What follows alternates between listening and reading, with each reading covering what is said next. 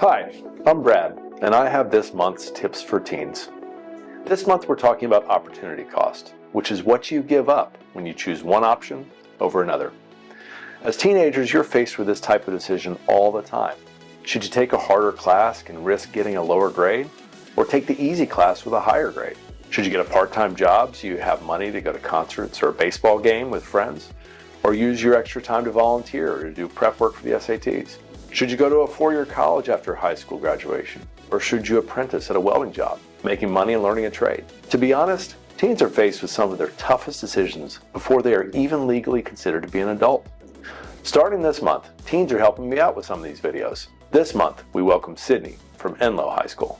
My word of the month is inflation. Inflation is when stuff gets more expensive over the course of time.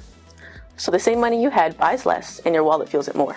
Sydney is right. Sometimes, by waiting to make a purchase, you are faced with inflation. You didn't have all the money to buy those new sneakers right away, and you could have either asked your parents to loan you money to make up the difference, or waited until you had all the money on your own. But you didn't want the burden of a loan, so you decided to wait. And then it turns out those sneakers were so popular that they sold out, and now it costs more to buy them. So even though you earn more money, you still can't afford them.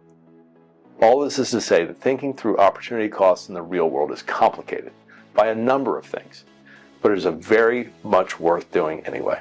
I am sure that you have been asked to learn critical thinking skills in school, thinking through information, evaluating it, and analyzing it. Then you make a judgment on that information. You may have used this in an English class when you have read an assigned book, or in science when you're asked to conduct an experiment. Considering opportunity cost is very similar. So here are my tips for you this month. First, learn to consider the pros and cons and potential missed opportunities before you invest or spend money.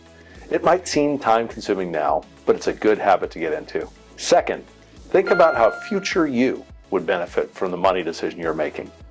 Would it have been better for you to buy a car to have the ability to work further away from home? Or should you have saved that money and taken a bus to a job closer to home? You don't know what the future will hold, but it helps to envision what future you might think.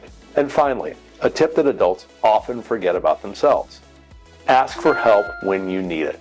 Your parents, your teachers, your friend's older brother or sister, all may be able to help you think through the opportunity cost of a decision.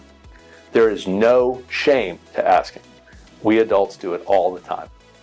I'll see you next month with more tips for teens.